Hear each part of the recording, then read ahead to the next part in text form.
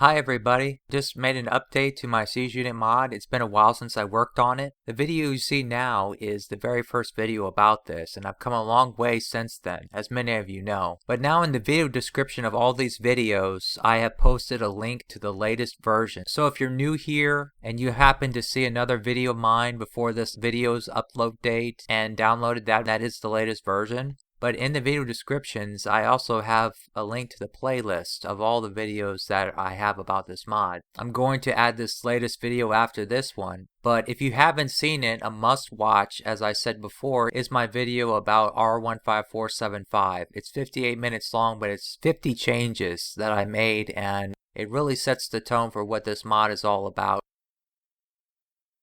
I go to the video description, click on the user manual. I'm going to update this user manual before I upload this video, so it's going to include r15482 in this range. But what I'm trying to say is this, the courtesy notes. So if you followed my installation instructions, which you can get from this link here, it's a timestamp to this video here, and the installation instructions have not changed. It's just that you'll have to download, as I say on page 4 of the user manual here, you have to download the vanilla remake 15472 and just put this exe file that you'll get from the attachment, and once you unzip it, you just get this exe and this and just drag it in. So I'm just going to copy it and Control V in here, and that's all you have to do. If you have any of these versions here, then all you have to do is copy the exe for any one of them in here. Now for this one, there's going to be something different. I did change something with the Siege Unit mod files that you'll have to recopy them in here like I just did if you've been keeping up with this mod so far, because I have something new to show you. Looks different now, doesn't it? The graphics are much better. Compare that with the old version, right? Exactly 1 month ago from today, user Aramir from Cam Remake Discord posted this. So these are his graphics. So I'm giving him 100% of the credit. All I had to do was, he had just one image and I had to extract this armor image and this one as well as the logo, because they're all separate images and the background is another image. So a total of 4 different images. I put them in here. See, core game images. Before it was just these images here that, if you haven't noticed, these are special images that are for the mod that the game will read. As you restart the game is going to pull in these images and use these instead of the defaults for whatever these are named. So I have 2 sets here actually, so I'm just talking about the one I just showed you right now. So these are the 4 images that I was talking about. I didn't change anything with this one. This is the original background image, but I need to have it because I have an alternative background image for the other color theme that you might have saw just a few seconds ago. That's all I had to do. I just had to extract these images from this one image, so to speak, and rewrite the code a little bit to fit everything on here just right. But his color theme is not this one, as you see. It looks a little bit different. His is more golden. But if I X out of the game and I come back here, what you have to do is rename the folder and put like an X or something in front of it so that alphabetically this one will come before this. If they contain the same image names as the other, then the one that comes before it alphabetically is the one that's going to be pulled into the game. So this is a golden theme. If I would now start the game again, now we have that one. And as soon as the siege units appear, that's when you can move the game right. It's frozen until then. That's just how it is. It's pulling in these images as well as all the other images, to believe it or not. It does it every time you start the game. The images are not built inside the game. They're in external files and the game pulls them in. But anyway, just to look at this, like you can see this new background image carries to everything, so it looks good, I think, in the map editor selection menu. And everywhere else too, even inside of games. You can see the color difference here, so it shows up here too. So that's something to take into account when you want to switch, as you can see for yourself. But this is revision 15482. As you saw, we have a change to the graphics in the front page and also in the single player page, of course. But in addition, if I pull up a replay in any of the earlier versions of this mod, if I were just to fast forward a little bit, when I have some buildings and I click here and I say houses, you will see all the houses except for the school. The school was missing. That when I added the Siege Workshop in, it actually removed the school because of the house count. They subtracted 1 to not count the Siege Workshop. But now, as you can see, with just some replay that has all the buildings in it, and I go to houses, now it shows all the buildings. The buildings are in order here as they are in here, from left to right, top to bottom. You can see that they're all accounted for.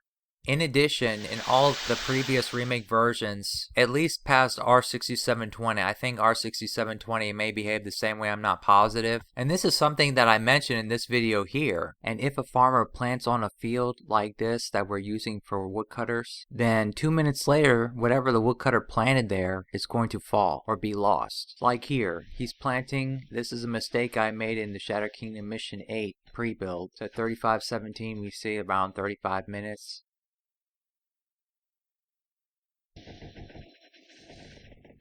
There, 37 minutes. This is something that hopefully Ray or I will change. Someone who has played multiplayer regularly says that they just work around this. They just don't place farm fields on the trees until they get cut. So if I put this guy on plant only so he doesn't interfere with the tree, and I fast forward it, 10 minutes is when corn is harvested, right? It takes a little bit more than 10 minutes and then the corn is harvested.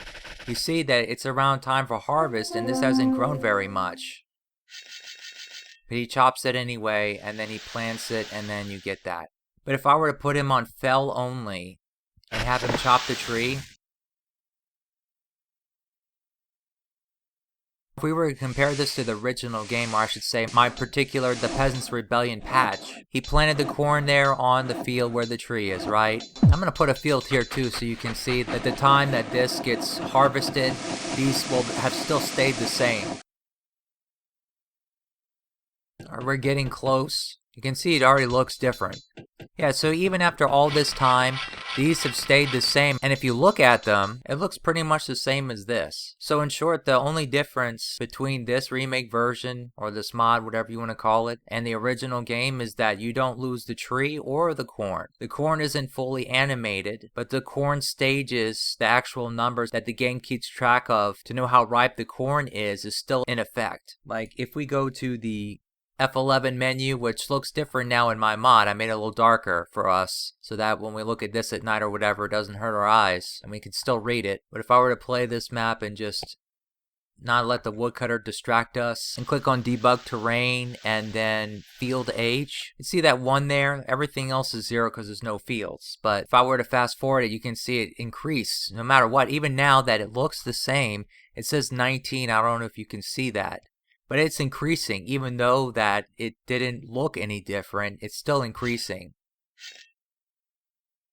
So again, the field age is not affected, it's just the corn sprites. The images or the animation is ruined when you have a tree on the top left corner of a cornfield. But unlike r15482, the vanilla remake version that this was made from, you don't lose the tree after 2 minutes of corn being planted. And unlike the original game, where the farmer will not be able to harvest the corn because the tree is there, where the tree has the priority instead of the corn, like in the vanilla remake, we have the best of both worlds now. All that we lack is that the corn is not going to look like it's ready to be harvested when it actually is. Remember, even in the original game, we didn't have this animation anyway. So even though it's not ideal that this should show, it's certainly progress. Just a quick explanation for those who want to know why this problem exists to begin with. When a tree is placed on the top left corner, as you can see here, this turns red. It means that it even does it in here inside of the map editor, but both the tree and the cornfield are technically on this tile. So the game is going to check this tile, check if there's a tree, and it's going to say yes, and then it's going to check if it's a farm field, and it's going to say yes. But then when it asks which map tile object it's called is on this tile, it's going to say one or the other, but not both. So then the game's going to forget one and make one priority depending on the sequence of events. And when a farmer first plants the corn, there's actually no change in the map tile object at that time. I know it's confusing, but there isn't. Otherwise, the tree would disappear then, but it's at 2 minutes that would happen, but it no longer happens at 2 minutes because I stopped it from happening. But as I showed, when he cuts the tree, it's going to remove the stump and therefore restore the cornfield to normal. But there's nothing stopping him from planting here again, as you can see. And that's a good thing. That way, when it comes time to harvest, he harvests it and it doesn't ruin the tree and so forth. I have something in the stats menu that should have been there, but it wasn't. In Army, the Catapult and Ballista should show up with the other type of military units. So now that's taken care of. For those who don't know about my multiplayer trainer, for example, if I set the peacetime to 10 minutes, and I were to train in Catapult, I guess, and I let it go I'm doing this again because they turned him around the other way that he's not facing them.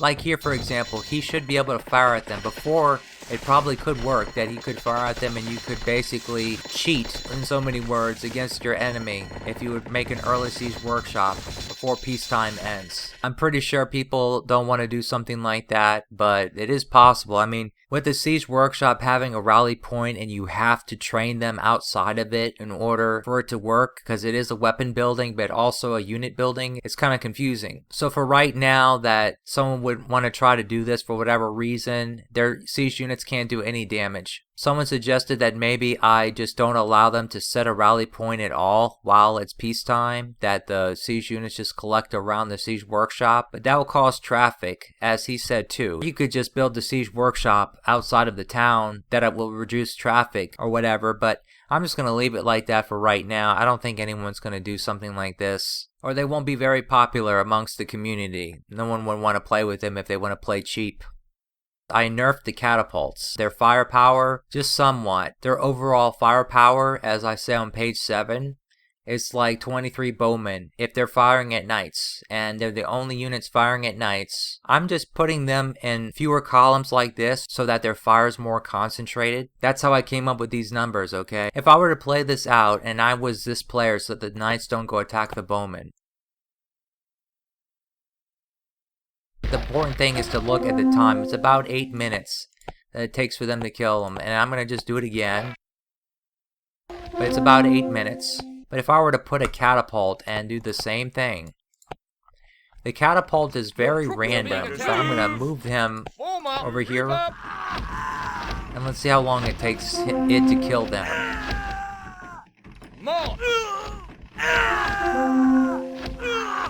Okay, 8.5 minutes.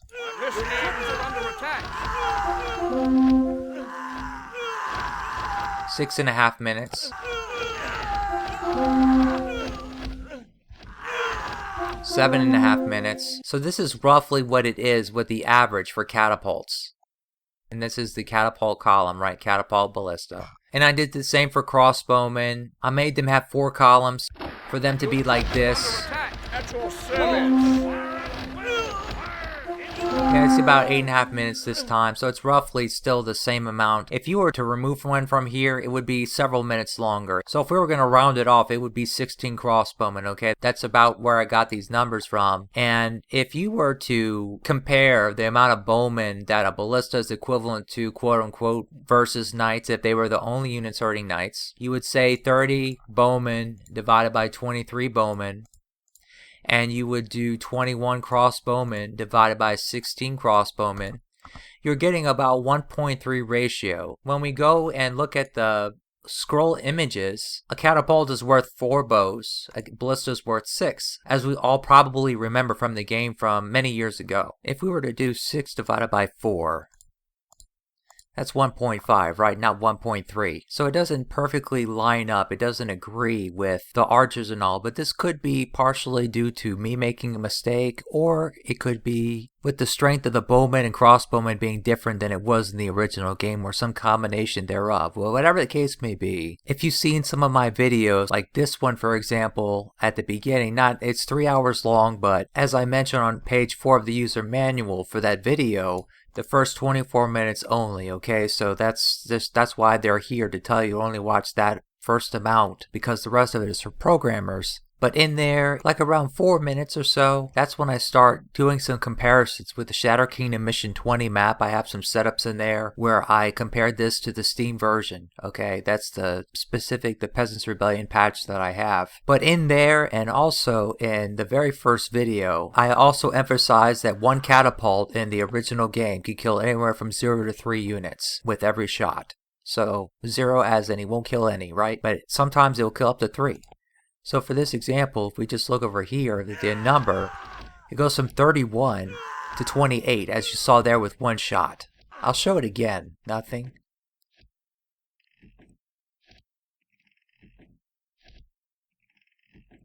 There we go, 28. And then sometimes he'll kill 2. See, that was 1.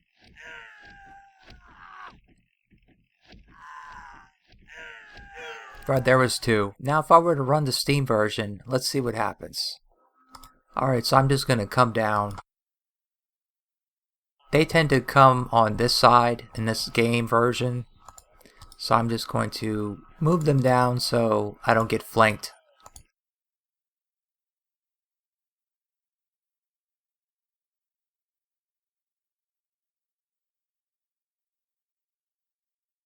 But if I link all these together, that's 7 across. So I have close to 40 and 6 of these. So if I were to do this test in this remake version,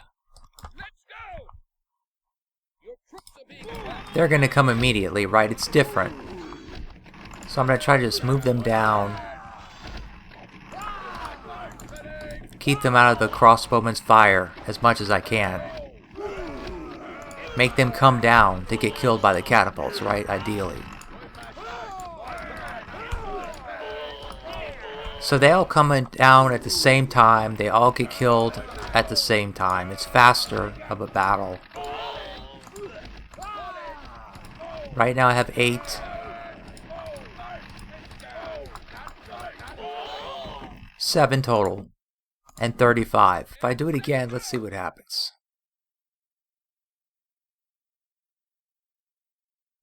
As long as I move them somewhat, I guess it's okay.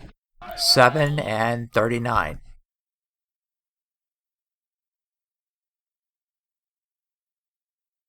Looks like 7 survivors again.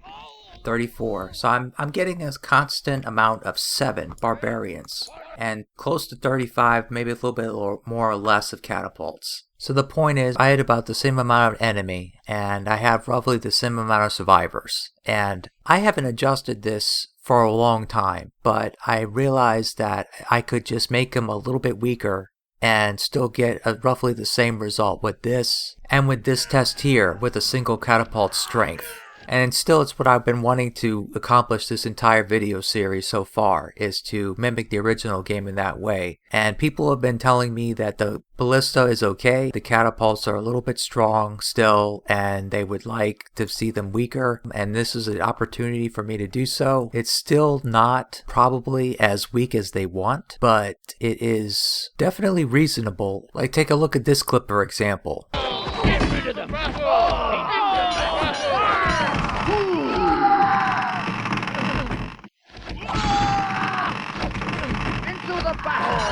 That definitely shows how strong they can be in the original game. Pre-build map editor setting. So by default, when you go to the map editor, let's say I open up my pre-build for the Peasants Rebellion Mission 14 for militia only win. If I were to click show tiles grid and flatten terrain, and I keep saying that it puts things into perspective, blah blah blah, right? But now I made it so that it's automatically going to look like this. If you check that option, you don't have to keep doing this over and over.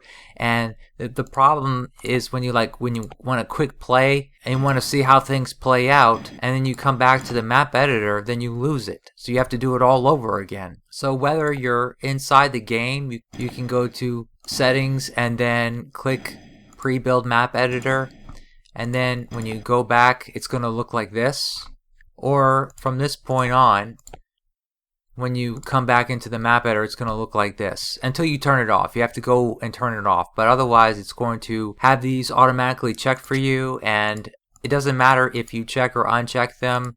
It's just the way the code is for this game. Maybe there's a better way to do this. I only spent a few minutes on each of these settings, to be honest. But for me, that I never use the map editor for anything except for pre-builds, and I like to see it like this. This is basically one of the few options that I've done that is like just for my use that hopefully other people will like. If you're not a map creator and you want to build pre-builds, then this might be for you, you know? Just let me know what y'all think. I can go to the options menu and disable it from there. It's another way to get to it. It's interesting that it doesn't show up here, even though it was checked from there though. That's interesting. But if I just toggled it there, which I did, that should be enough to have turned it off, and yeah, it does. Yeah, so it's kind of strange to do it from the game. Just like go to the options menu and do it. You'll know when it's on, right? You'll know when it's on when you open up the map editor, and only when you open up the map editor. If you play a game, it's going to erase it and show things like normal.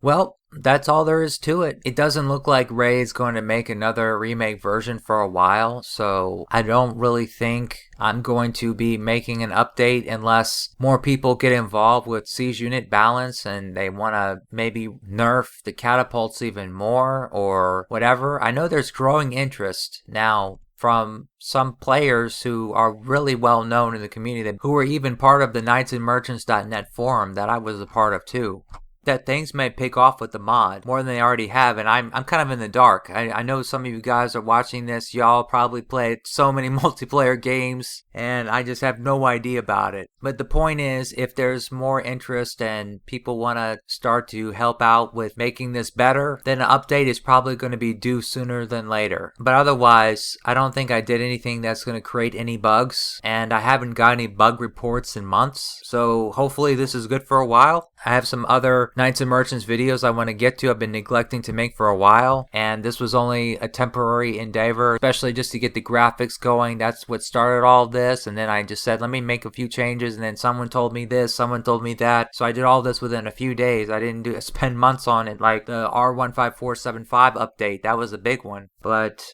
as always, for those who want to see the source code, I don't have like all of the files for the source code. I just have the specific files that I've edited.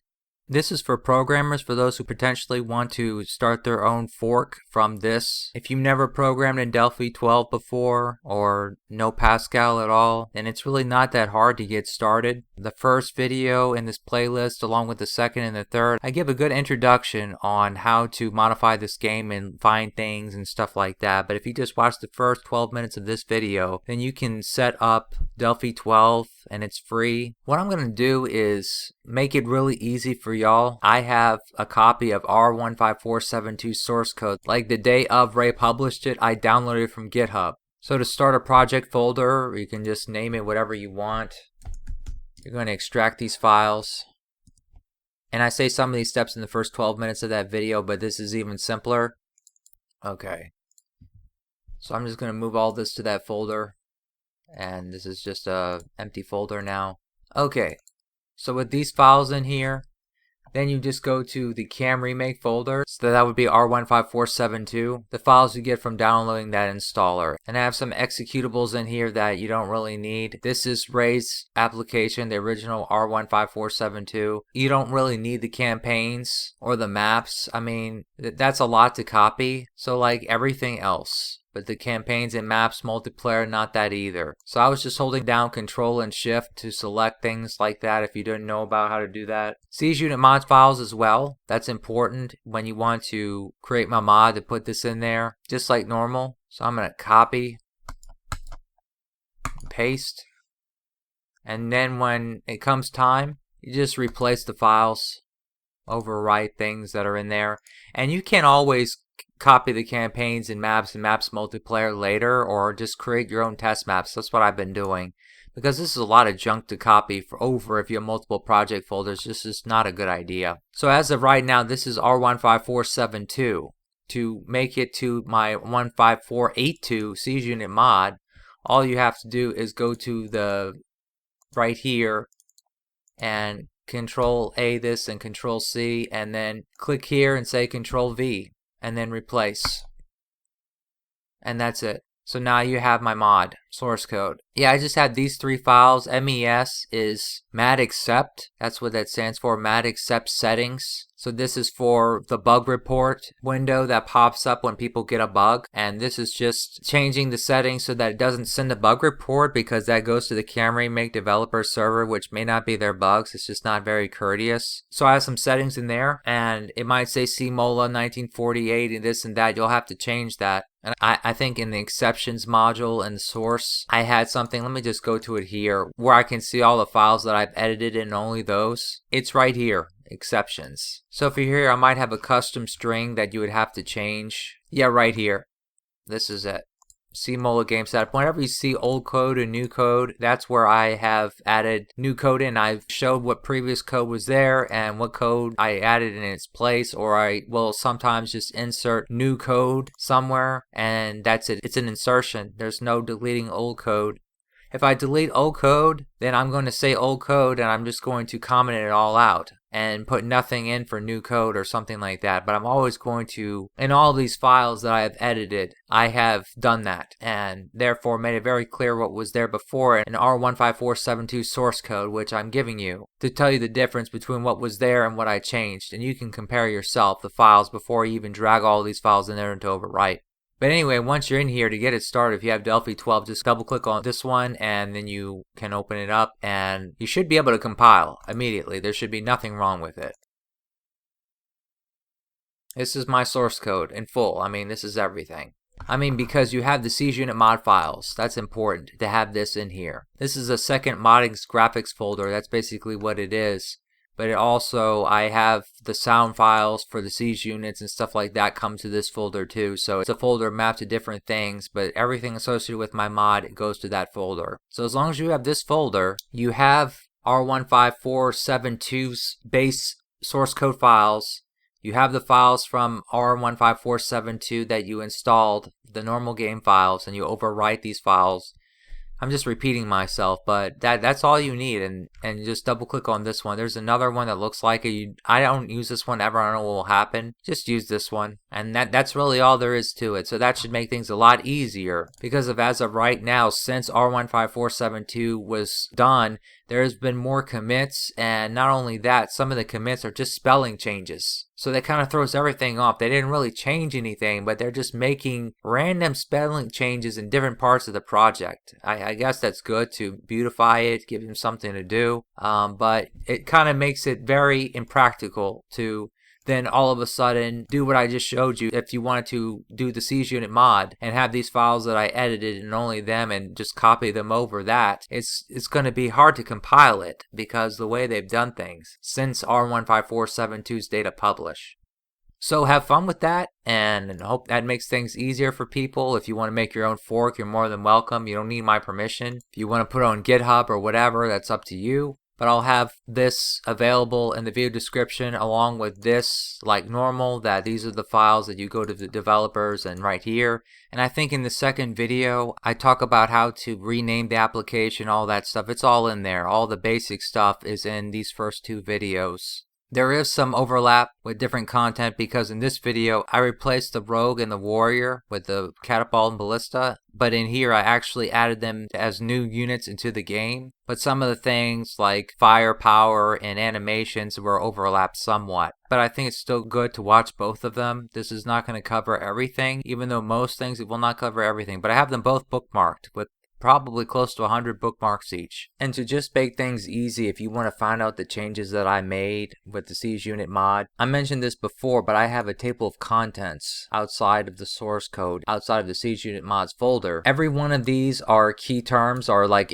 if I were to have done this on GitHub and made commits, each one of these would be its own commit. I mean, like Siege Workshop, all these maybe if we wanted to add support for the Siege Workshop from when it starts from the default vanilla, all of these would be considered one commit, but maybe it would be broken up into subcommits, and that's what these would be. So basically what I'm trying to say is you just press Control-Shift-F and search for my username, Cmola, and you will literally find everything I have done. I've tagged every code change with that. So every code change, you can just go here, it's going to say new code and maybe old code if I have old code and so forth. Probably the most scariest one is game input process.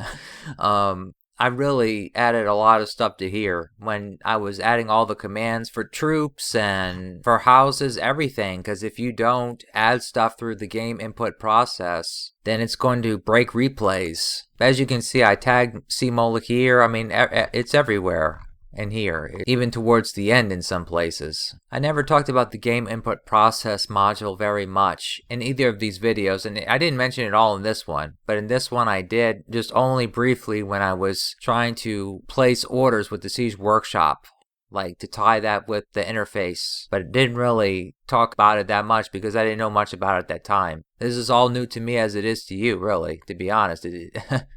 I started this last December and I stopped in March or something, and I'm now resuming just briefly because I'm making one update that is probably the last update, at least for a while. But anyway, so yeah, this is a good table of contents, a place to start if you were wondering with any of the features that I have listed in the user manual, if you wanted to find out all the instances and all the different files, because if you want to edit one thing, it might be in like 10 different places in this source code. I mean, it's crazy. Well, gee whiz, I was hoping this would be a 10-minute video and it's 30 minutes already, so I guess I better stop. So, thank you for watching and have a nice day.